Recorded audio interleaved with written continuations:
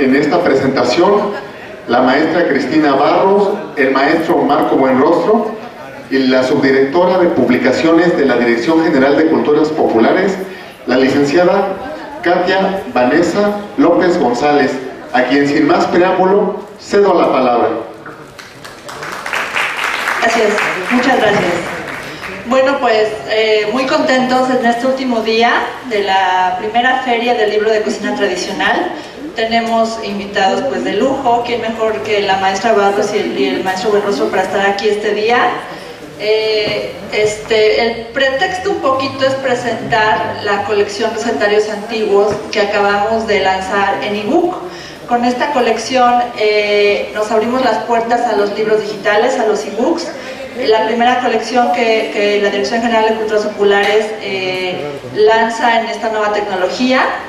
Estamos muy complacidos de que haya sido la colección completa de estos 13 números que de una sola entrega las tenemos ya disponibles en ebook, en el formato EPUB, y están disponibles para descarga en la página de Educal, que ya les platicaré un poquito más de eso. Con esta colección damos este paso a las puertas de la tecnología que se abren cada día más rápido y más grandemente. Entonces es un poquito curioso esta dualidad entre que sea la colección de recetarios antiguos, la primera que tenemos en digital. Les comento rapidísimo, son los 13 números de la colección los que están disponibles ya en digital, los 13 números de recetarios antiguos. Estamos ya trabajando muy arduamente con la Dirección General de Publicaciones, a quien también le agradezco mucho el hecho de que estos libros estén ya disponibles en digital, porque fue un trabajo conjunto. Estamos trabajando ya para lanzar también en ebook la colección Cocina Indígena y Popular.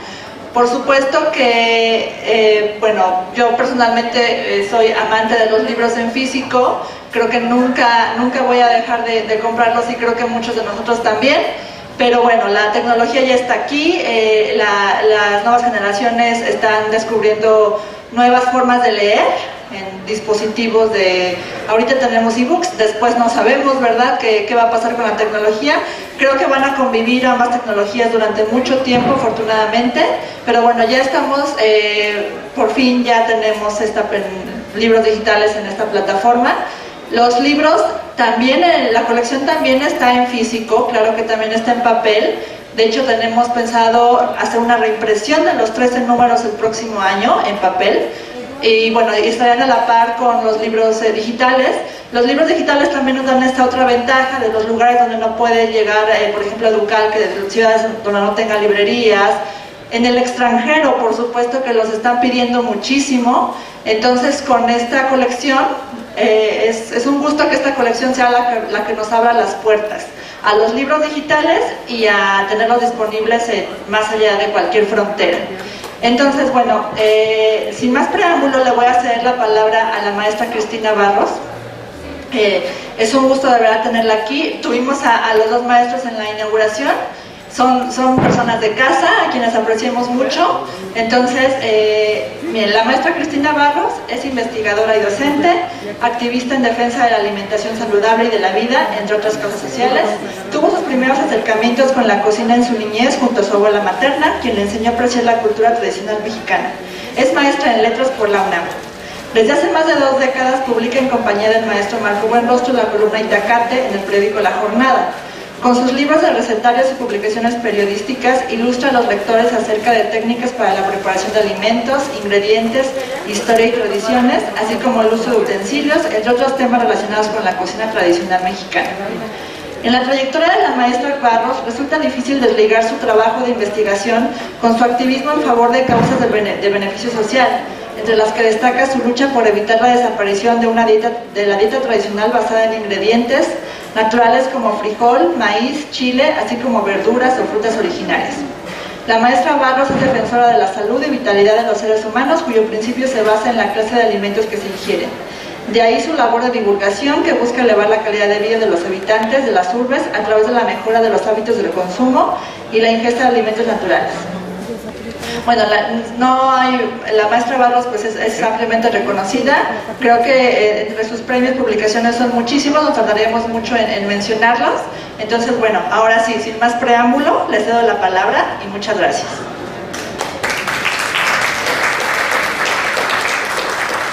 Bueno, pues muy buenas tardes, esperamos no aburrirlos, sobre todo porque tuvieron el valor de salir de su casa en este día lluvioso, bastante frío además, y estar aquí en este Museo Nacional de las Culturas Populares, al que nos da mucho gusto asistir justamente para una actividad como esta, que es esta feria del libro de cocina. No había habido una iniciativa como esta y es importante que haya sido justamente el museo el que abra las puertas a la primera feria. Y también nos enteramos el día de la inauguración, el jueves, que el Centro de Documentación va a albergar una biblioteca de cocina mexicana, cosa que también nos da muchísimo gusto. Hasta ahora hay sobre todo 3 muy importantes bibliotecas de cocina mexicana.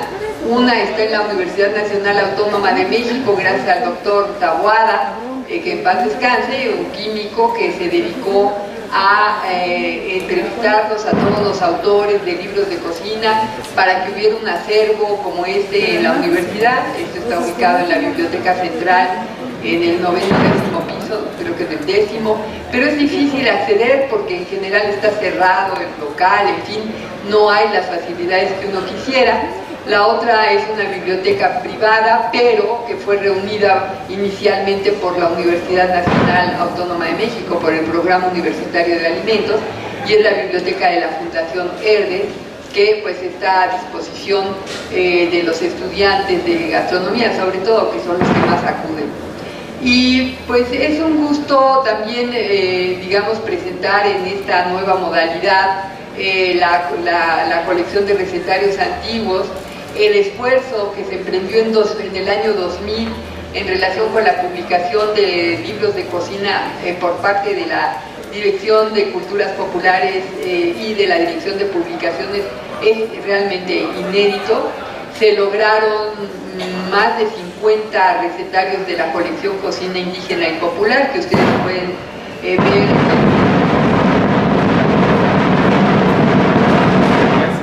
Qué bueno que estamos aquí. Qué bueno que siga la tradición. Ahora sí que siga la tradición. Sí, allá por el grupo de ustedes estábamos en pleno día de Santa Teresa, con toda la fiesta también impuesta a todos. Porque vivimos cerca de Santa Teresa, en el pueblo, en el antiguo pueblo de San Jerónimo, Aculco, que es donde nos tiene nació. Pues bien, ese esfuerzo, como decía, dio lugar a estos más de 50 recetarios de la colección indígena y popular, que hoy ya está en el número 64, por fortuna, porque la otra buena noticia es que se van a continuar abriendo esta colección, que hay todo un proyecto de cocina mexicana en la Dirección de Culturas Populares y de Conaculta, cosa que también nos encanta, y que sea Mauricio Ávila el que la lleva, que es uno de los autores de uno de los libros de la recolección de cocina indígena y popular, dedicado al Distrito Federal, por cierto, que aunque ustedes no lo crean, tiene una cocina extraordinaria, porque no se nos debe olvidar que en este Distrito Federal tenemos por lo menos 4 delegaciones con vocación rural, que serían Tláhuac, Milpalta, Coajimalpa, Xochimilco, parte de Tlalpan y parte de la Magdalena Contreras. Entonces ahí tenemos todavía la tradición de los hongos, tenemos varias ferias dedicadas al dulce, dedicadas al mole, tenemos las chinampas, desde luego, que nos caracterizan. Acuérdense de que nuestra ciudad es Chinampa, en un lago escondida. Y en relación con los recetarios antiguos, es interesante ver, cuando ustedes ven la bibliografía de la cocina antigua en España, por ejemplo, se van a encontrar con que hay muy pocos recetarios de los siglos XVI a XVIII, y que en cambio en México pues tenemos la suerte de tener varios importantes recetarios del siglo XVIII. que nos permiten no dar un panorama completo de la cocina mexicana. Aquí está un investigador de primer orden, José Luis Juárez López, que nos da mucho gusto contar con su presencia. Y él, como nosotros, pues tenemos la clara idea de que estos recetarios antiguos pues son una parcela nada más de la cocina mexicana de su momento, porque al ver los recetarios de la cocina indígena popular, vemos como toda una veta indígena continuó dándose a lo largo de los siglos y corrió paralela a la de la cocina criolla, que es la que está representada en estos recetarios antiguos. De estos recetarios antiguos hay uno claramente conventual, que tiene un gran valor porque está fechado y porque se sabe que es el libro de cocina de un fraile, y que es el libro de cocina de San Jerónimo de San Pelayo, de Fray Jerónimo de San Pelayo. Y este libro, como los otros recetarios antiguos, nos permiten acercarnos a cómo algunos ingredientes nacionales empiezan a tomar carta de presentación en la cocina criolla, digamos, pues sí, diría criolla y española, sobre todo el chile, que es un ingrediente muy constante, y cómo tenemos algunas cosas que se conservan. Por ejemplo, en ese libro, en este recetario de Fray Jerónimo, podemos encontrar la cocina de Cuaresma, y allí pues el caldo de habas y otras cosas que todavía comemos están presentes. Ciertos tonos, lugares donde se adquieren los ingredientes, son datos que en estos recetarios nos permiten una reconstrucción de época interesante en diversos aspectos. Los postres tienen una presencia muy especial en varios de los recetarios. Otro muy interesante es el de Doña Dominga de Guzmán, al atribuido a Doña Dominga de Guzmán, al que seguramente se va a referir Marco Buenrostro, porque hay una relación muy especial con ese recetario. Pero sí, digamos que mucha gente a veces se pregunta, bueno, pero es muy difícil hacer esas recetas, porque es el típico caso de le echan una pizca de o un real de almendras, y pues ¿qué es un real de almendras? Hoy no lo sabemos, ¿no? También hay una serie de términos en relación con los puntos, que seguramente para una cocinera de su tiempo eran perfectamente claros y que hoy para nosotros son difíciles de reconstruir. Sin embargo, hay quien se ha animado a hacerlo, pero sobre todo yo vería en estos libros digamos, como un elemento histórico. Es decir, los libros de cocina, dice aquí que la cocina también se lee, pero yo diría también los libros de cocina son historia, son documentos históricos. Los recipientes que se utilizaban, las cocinas, cómo eran en ese momento, tan distintas a las nuestras, con una manera totalmente distinta de controlar el fuego. Recordemos estos pollos que con las hornillas encima, que se tenían que calentar desde muy temprano en la mañana, con pequeños trozos de encino, es que se tenía que ir a comprar el carbón para poder alimentar estas estufas. Que no había hornos como tales, o si los había eran hornos muy precarios. A veces vemos sobre los cuadros de época, son también otro documento histórico muy interesante. Ahí podemos encontrar hornos sobrepuestos sobre el pollo que permitían cocinar algunas cosas, pero también el ingenio les hacía poner la olla sobre las hornillas, luego un plato sobre la olla y sobre esa olla más carbón caliente, y entonces tener la comida cociéndose a dos fuegos, que esto es que a veces encontramos justamente ese término en esos libros de cocina, ¿no? Que se cocina a dos fuegos, pues se cocinaba de esa manera, esta era la forma en que durante siglos, incluso todavía ha entrado el siglo XX, y en muchas poblaciones rurales de México se sigue cocinando de esta manera. Es pues una fuente de conocimiento al que hay que acercarse, es decir, la cocina, comentábamos el jueves, el día de la inauguración, pues es una de las señas de identidad más importantes de un pueblo, y lo último que se pierde, dicen incluso algunos antropólogos, que se pierde primero la lengua, aunque es de lo último que se suele conservar, que la manera de comer. Y cuando vemos, por ejemplo, las generaciones de mexicanos que se van a Estados Unidos a vivir y que ya, digamos, se hacen al modo de vida estadounidense, hay una serie de cosas que están allí presentes.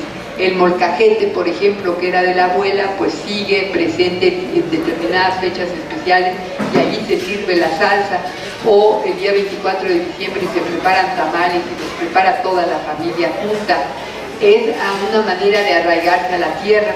Si uno va a un mercado determinado en la ciudad de Los Ángeles, en California, va a encontrar una cantidad impresionante de ingredientes de todas partes de la República Mexicana, porque mucha de la gente se surte en esos lugares. Y hay barrios como Misión, por ejemplo, en San Francisco, donde uno ve la cocina mexicana, y luego pues ahí también la centroamericana, la sudamericana, están muy presentes. A veces si uno no sabe si está en México o si realmente está en Estados Unidos, tal es la fuerza cultural de la presencia culinaria en aquel país por parte nuestro. Pues se comen una cantidad de tortillas, se come más ahora tortillas en Estados Unidos que pan de caja, y aquí al revés, vamos en dirección exactamente opuesta para mal nuestro, pero en fin. Entonces, bueno, pues sí los invitamos a que empiecen a consultar estos libros. Yo como la licenciada Katia Vanessa López, considero que el objeto libro es algo muy hermoso de tener en la mano, pero sí entiendo que alguien que esté fuera del país y que no pueda conseguir fácilmente estos libros, tiene la posibilidad estupenda de poder acceder a ellos a través de medios electrónicos. Y bueno, pues qué mejor. El asunto aquí es que se difunda nuestra cocina al máximo como parte entrañable de la historia de México. Y bueno, yo hasta aquí la dejaría para que luego haya un espacio de intercambio, ya que estamos en casa, como bien lo dijo, y en familia, pues que después podamos platicar entre nosotros un poco y haya preguntas por parte de ustedes. Muchas gracias.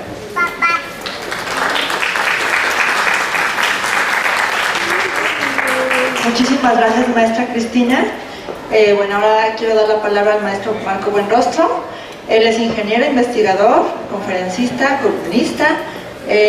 Ha ocupado diversos cargos públicos, entre ellos es el titular de este museo, por eso es su casa y bienvenido de nuevo. Y el director de Socicultura del Departamento del Distrito Federal, coautor de varios libros de cocina tradicional mexicana y de otros temas relacionados con la cultura. Se ha dedicado a investigar, en compañía de la maestra Cristina Barros, acerca de diversos temas relacionados con la cocina tradicional mexicana, que van desde cultivos, ingredientes, utensilios, técnicas de preparación de los alimentos, etc. Ha contribuido a la conservación, protección y difusión del patrimonio gastronómico y cultural de México. Forma parte de la iniciativa Sin Maíz No Hay País. Es ponente, conferencista en defensa de variedades originarias de maíz y en contra de los peligros de la invasión biotecnológica por la introducción de transgénicos. Durante su trayectoria ha desempeñado otras actividades, entre las que destacan sus participaciones como jurado de certámenes como el Premio Nacional de Ciencias y Artes, además de dictar diversas conferencias sobre el tema de la cocina mexicana. Actualmente continúa con sus colaboraciones en Itacate, columna periodística que publica desde hace más de 2 décadas en La Jornada. También se desempeña como asesor de proyectos culturales. Igualmente sus publicaciones son muchísimas. Y sin más preámbulo, también le cedo la palabra al maestro Marco Buenrostro. Muchas gracias.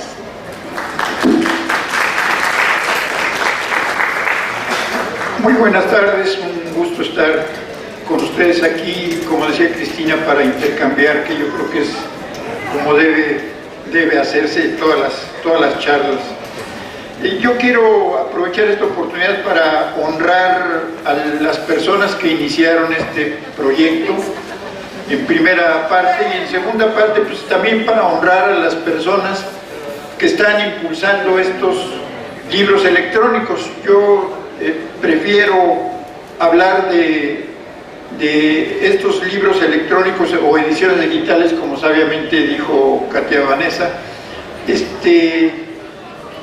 porque pues también la cultura popular es nuestro propio lenguaje, ¿no? Si empezamos a hablar de apps y empezamos a hablar de que ahí te mando un mensajito fulano de tal, otra serie de cosas que yo casi ya ni entiendo, pues vamos perdiendo parte de nuestra propia identidad y tenemos que hacer la lucha, cuando menos, de defender lo que es nuestro, lo que nos es propio.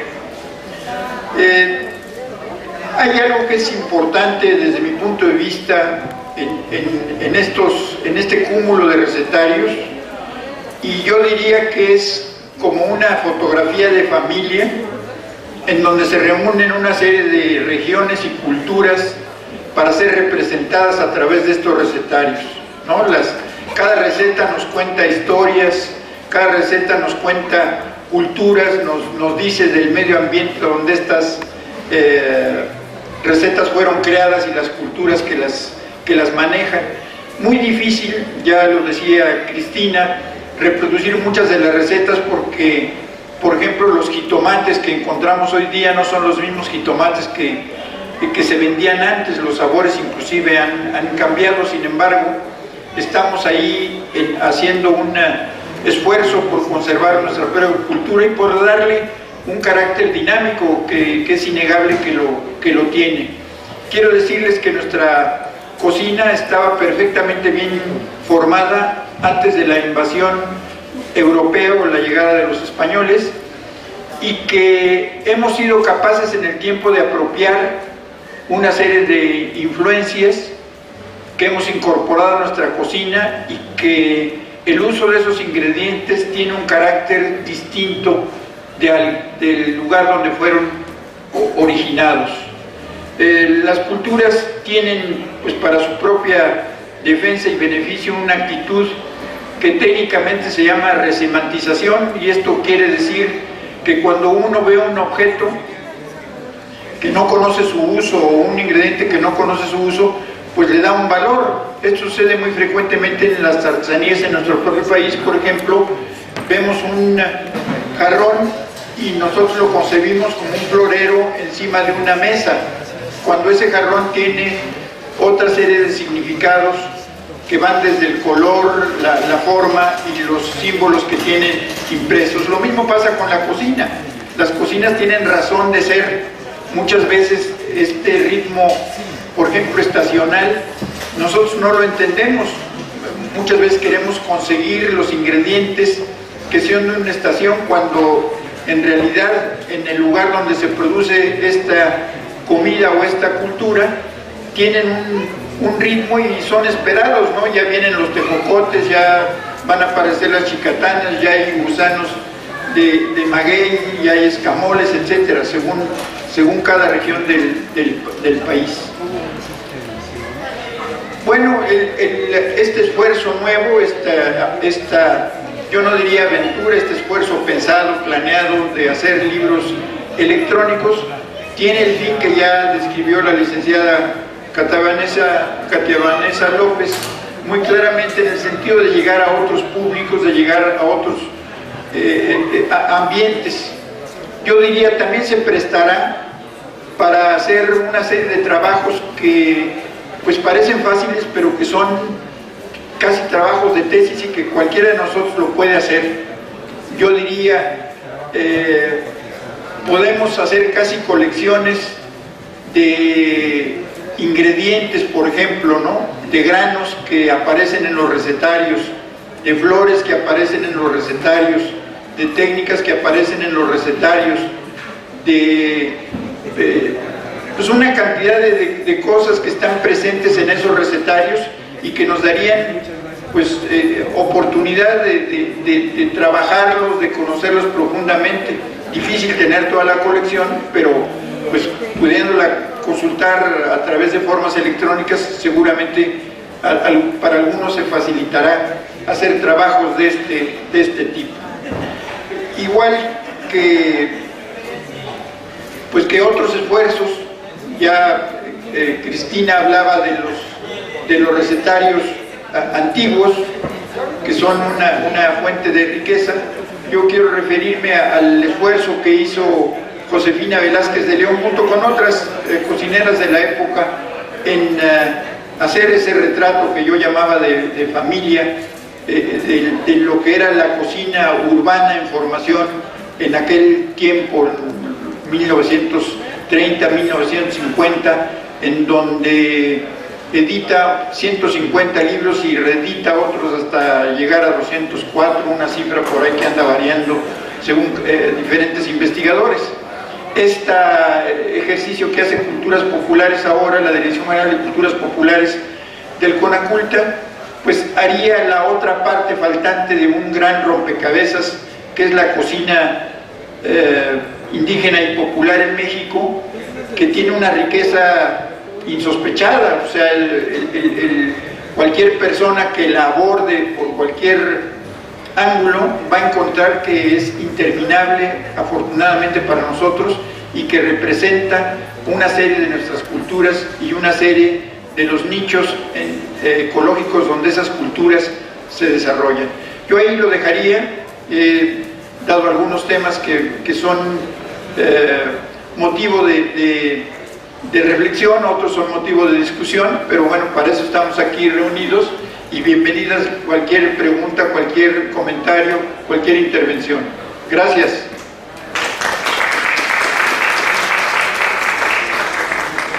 Bueno, me gustaría saber si hay algún comentario del público, del tema, de la feria. De cualquier forma, yo quiero aprovechar que están aquí los maestros y aprovechar este micrófono y este momento para pues agradecer a todos los que contribuyeron para la realización de esta feria. Estamos hablando de que en 4 días se realizaron 15 presentaciones, 5 conferencias, participaron 20 editoriales, estuvieron presentes 10 estados con delegaciones para expovento de productos. 2 de las actividades más importantes fueron la inauguración de la Biblioteca Mexicana de Cocina, que ya la maestra la mencionaba, que ya muy pronto estará abierta al público en general, el homenaje a Diana Kennedy, y bueno, creo que es un primer esfuerzo. Esperamos de todo corazón que el próximo año ya no sean 4 días, sean más editoriales, sean más los estados representados. Entonces pues quiero aprovechar este micrófono para agradecer todo esto y repetir si hay algún comentario, alguna pregunta del público, alguna duda. Sí, por favor. Sí.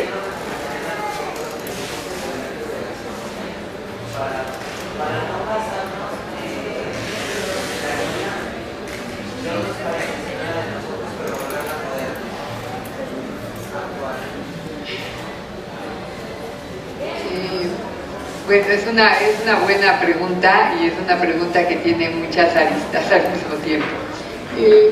Mire, yo considero que nuestra cocina, la cocina mexicana, es poco conocida realmente por nosotros mismos. Que ha habido un hincapié en las escuelas de gastronomía en relación con la presencia de la cocina francesa como si fuera la cocina por excelencia. Y esto es un peso terrible. O sea, los franceses hicieron bien su trabajo, nosotros no hemos sabido hacer bien el nuestro. Muchas de las técnicas de la cocina francesa no tienen absolutamente nada que ver con las técnicas de la cocina mexicana. Y sin embargo no las hemos documentado de manera óptima, ¿no? Para que estén a disposición y para que se conozcan. Es decir, las cocinas en general se transmiten de generación en generación por vía oral. Y en México esto es particularmente cierto porque es un país en el que la oralidad ha sido fuente de transmisión de conocimiento por excelencia. Entonces, lo que han hecho los franceses es ir precisando una serie de términos, de técnicas, de puntos, etcétera, y plantearlos por escrito. Desgraciadamente creo que esta concentración en las urbes nos obliga a hacer este tipo de trabajo ahora, que ya está rota a veces la continuidad de padres a hijos o de abuelas a nietos, ¿no?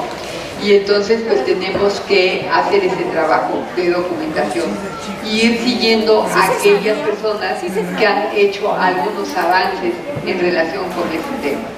Yo le diría, por ejemplo, en ese campo hay un esfuerzo loable que es el que ha hecho el chef Ricardo Muñoz Zurita al hacer un diccionario enciclopédico de la gastronomía mexicana, que es un libro que es desde luego un clásico, se va a quedar ya allí, va a ser un documento importantísimo de consulta para las generaciones por venir, del tipo de clásico que es El nuevo cocinero mexicano en forma de diccionario, que fue uno de los más leídos en el siglo XIX y que, por cierto, en forma de El cocinero mexicano, que fue su primera edición de 1831, forma parte de la colección de recetarios antiguos de Conaculta.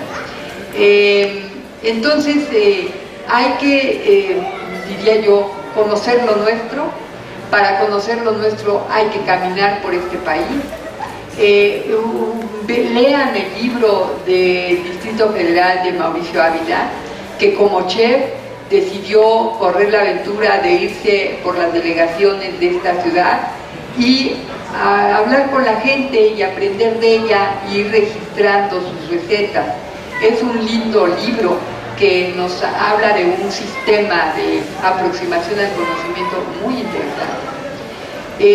Y a partir de ese conocimiento profundo, ya entonces se puede uno, digamos, plantear la posibilidad de aportar algo nuevo a partir de lo antiguo, algo así como lo que dicen, vino nuevo en odres viejos.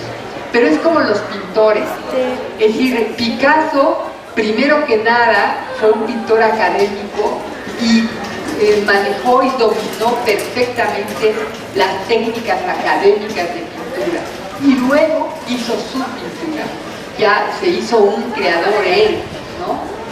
Pero conocía lo anterior, conocía todas las técnicas, sabía qué hacer con los colores, con los pinceles, etc. Entonces ya él suelta su creatividad personal y se lanza a hacer otra cosa, ¿no? Es decir, una cosa alternativa. Pero cuando decimos lo que voy a hacer es cocina tradicional mexicana, no hay que traicionar a esa cocina, ¿no? Hay que saberla respetar y documentar tal como lo hace Diana Kennedy, por ejemplo, en sus libros también. Irse a los pueblos, hablar con las señoras, escuchar, ver cómo están haciendo, ver cuáles son los puntos, regresar a casa, reconstruir la receta y con todo respeto seguir paso a paso lo que allí está planteado, ¿no? Y luego ya, si se quiere hacer otra cosa, dar un paso distinto, que puede ser en la presentación del platillo o que puede ser en el uso de ciertas hierbas, de los chiles. Por ejemplo, Ricardo Muñoz Zurita registra 250 diferentes chiles mexicanos. Cada uno de esos chiles nos da un sabor distinto, porque además, si pensamos que son verdes pero secos, son totalmente distintos, o sea que un chipotle es muy distinto a un carismeño, pues entonces imagínense la cantidad de sabores, de perfumes. Aquí tuvimos, y todavía están levantando su stand, a una familia que ha estado reconstruyendo recetas a base de cacao a partir de lo que dicen los cronistas que se hacía con el cacao mexicano, pero luego aportando ellos mismos nuevos sabores y nuevos perfumes. Nos dieron a probar, por ejemplo, un chocolate con yauce o pericón, que es esta hierba de florecita amarilla de la época, digamos, de fines de septiembre con las lluvias, que es una verdadera delicadeza, algo de un aroma y de una presencia sensacional.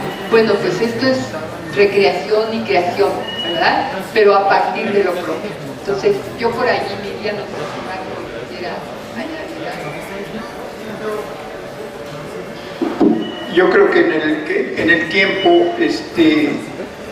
uno puede proponer casi cualquier locura.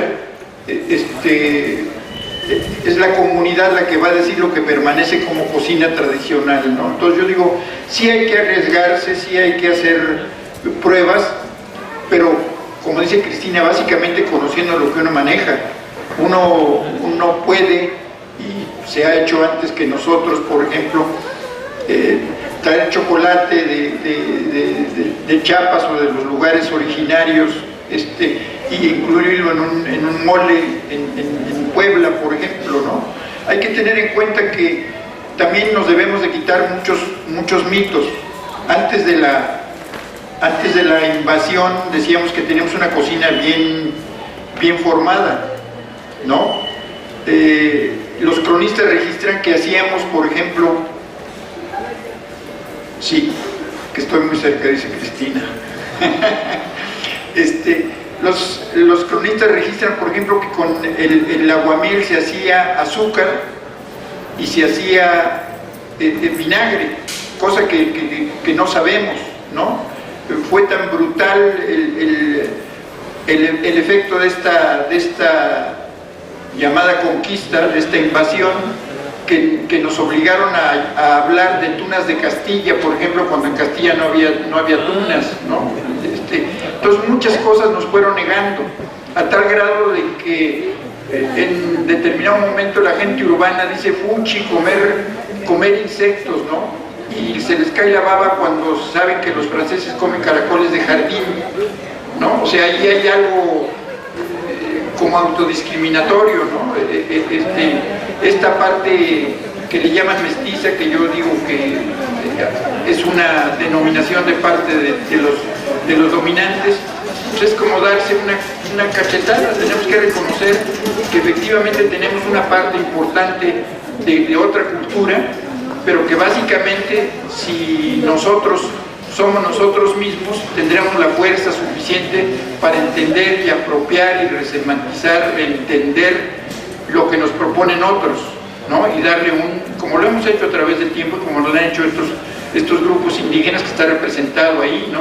Nos apropiemos del ajo, ¿no?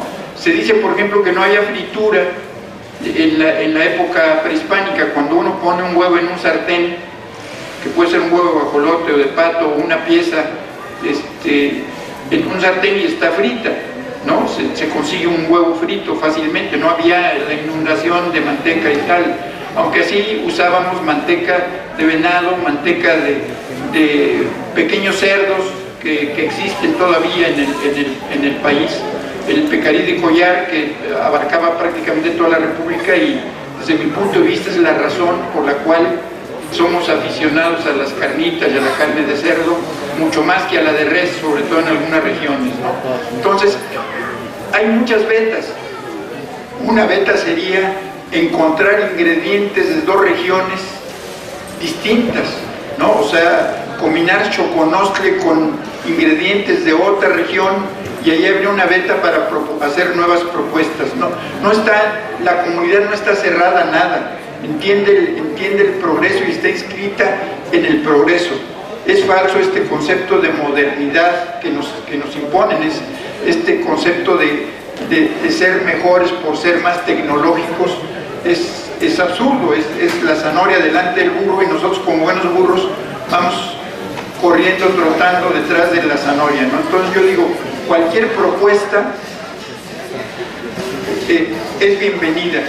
El chiste es que tenga un conocimiento real que lo respalde, y que en determinado momento no se bautice como cocina mexicana lo que es una propuesta, ¿no? Es una propuesta con ingredientes mexicanos, es una propuesta. Y cuando sea cocina mexicana, como lo decía Cristina, sea lo más fidedigna, lo más real, lo más cercana a lo que es nuestro. Gracias. Muchas gracias, maestro. ¿Alguna otra pregunta, comentario, duda? ¿No? Bueno. Yo le pediría, si no tiene inconveniente, a José Luis Juárez López, que nos pudiera hacer algún comentario en relación con qué piensa de esta actividad, de esta primera feria, de lo que nace la colección de libros electrónicos, dada su experiencia como investigador. Creo que su comentario sería muy bien.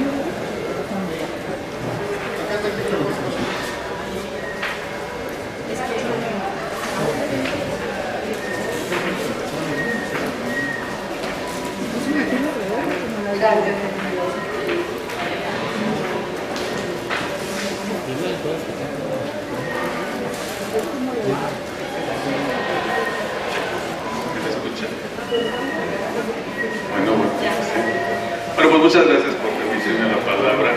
Efectivamente, yo estoy del lado de ustedes. Pienso que la colección de cocina indígena y popular es un gran acierto por parte de Conaculta, y que por ella no solamente tenemos acceso a recetarios, entre comillas, sino todo un universo de preparaciones, de posturas, y lo más importante es que podemos tener todas estas delicias de la República prácticamente en nuestro escritorio y ahora en nuestras tabletas.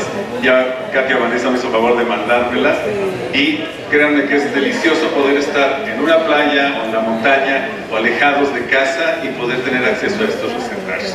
Yo me uno a este homenaje en el que estamos envueltos con la cocina tradicional, con la cocina mexicana, y bueno, celebro mucho que esté ahora este nuevo recurso para ponernos a la orden del día, y haciéndole llegar sobre todo a la gente joven, que es la que está con estas tabletitas. Yo también no entiendo mucho de eso, pero ahora tenemos tienen la gente joven esta manera de poderse acercar a estas tradiciones para no dejarlas caer en el olvido y que se reivindiquen como una parte sustancial de la riqueza gastronómica y culinaria de este país.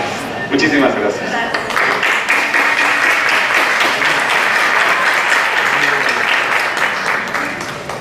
Bueno, ¿algo más? Me parece que maestros quieren agregar algo. No, nada más, darle las gracias al público de veras por su presencia, que bueno que estén aquí, por la atención que nos han seguido, también muchísimas gracias. Y pues qué bueno que esta sea la primera de muchas ferias de libro de cocina, que tenga mucho éxito ese centro de documentación, que tenga mucho éxito esa biblioteca de la cocina mexicana. Y bueno, pues ya hay algún lugar donde donar. José Luis Martínez, que vino, el embajador José Luis Martínez, que estuvo aquí en representación del licenciado Tobar y de Teresa, presidente de Conaculta, hacía un planteamiento interesante, que las personas que tengan recetarios antiguos en su casa, recetarios de sus abuelas, de sus bisabuelas, pudieran hacer favor de venir a este museo para que se digitalicen y puedan ser parte de la biblioteca también, ¿no? Porque hay en muchos hogares recetarios que se han conservado a través del tiempo y que tienen también grandes tesoros. No son solo tesoros para esa familia, sino que vienen a complementar ese gran rompecabezas, ese gran mosaico que es nuestra cocina. Y entonces pues qué mejor que pudieran ustedes hacer este puente entre su familia y el museo, trayendo